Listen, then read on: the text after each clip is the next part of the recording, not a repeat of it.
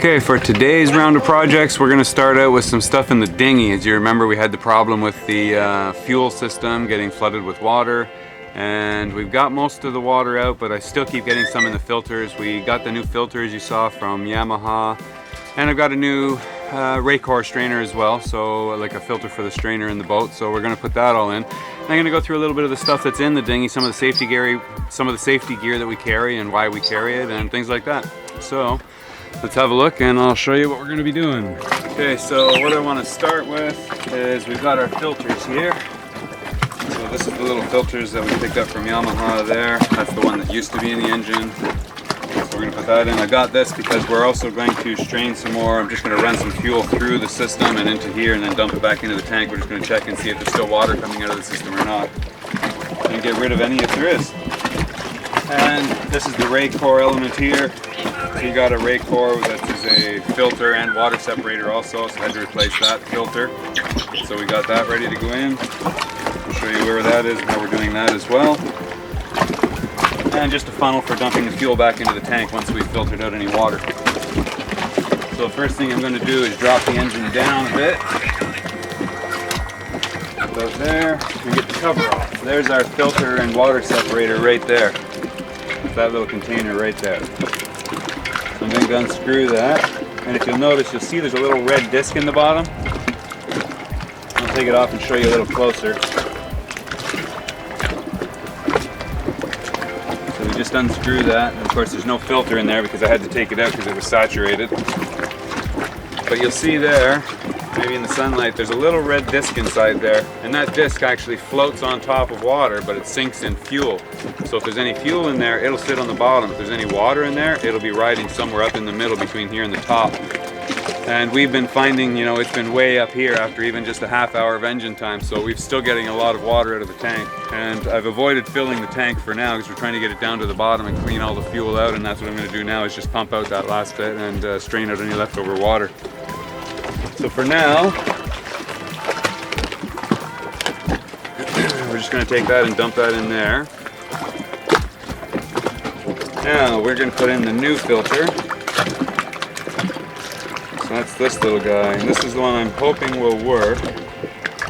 It has the same size O-ring and fitting on it, but it's a little bit shorter, so it's not going to sit.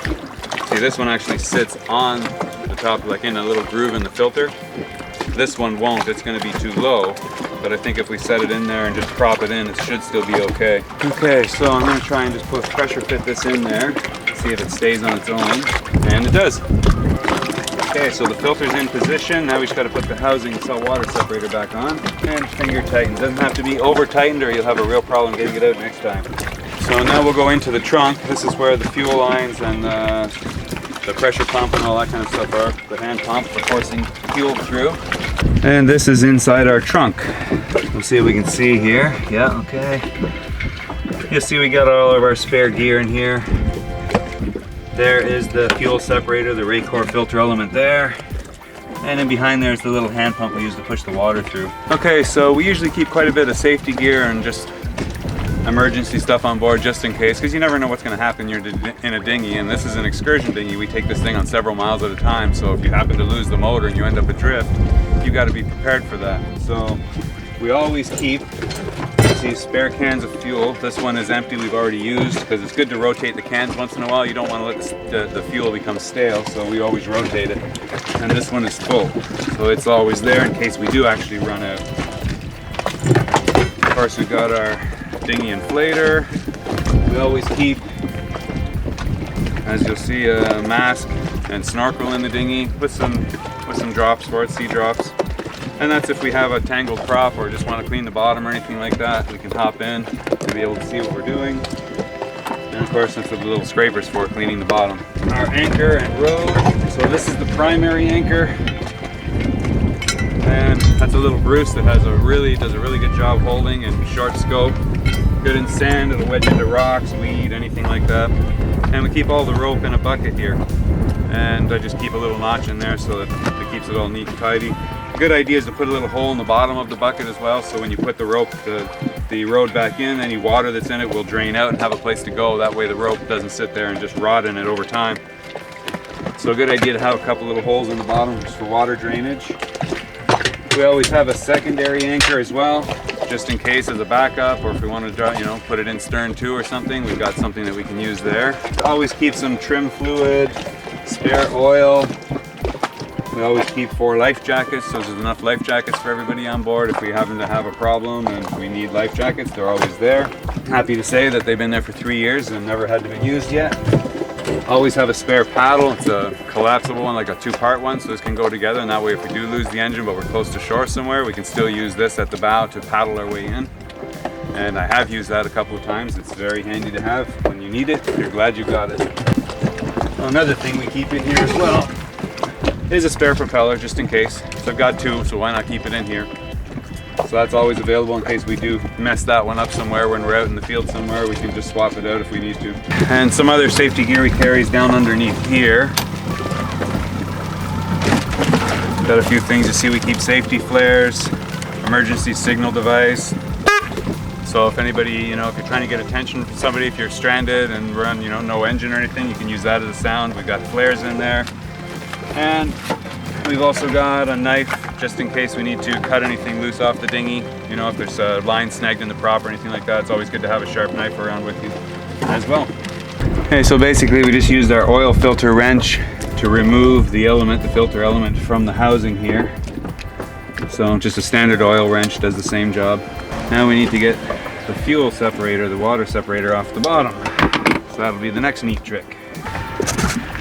Okay, so this was a little bit stuck, but I put the filter wrench on reverse, plant my foot on it here, grabbed it with both hands and managed to reef it loose and finally got it off. But it was going to be a problem, but you can just see all the stuff that's been coming out of the fuel tank. That's just nasty shit. Clean up the gasket.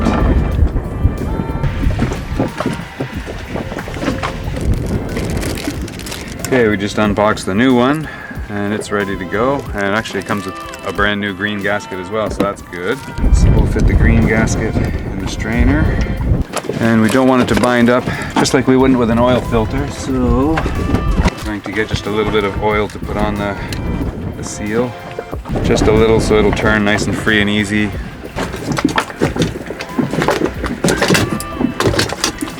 Alright, so now we'll return the circuit to the fuel line. So I'm just going to take off my bypass and put it back in line with the fuel going to the engine, and then we'll pump it all through.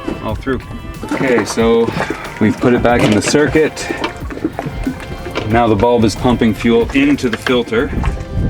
So I'm going to pump it through until we get fuel here. That gets rid of all the air in the system before we actually hook it up.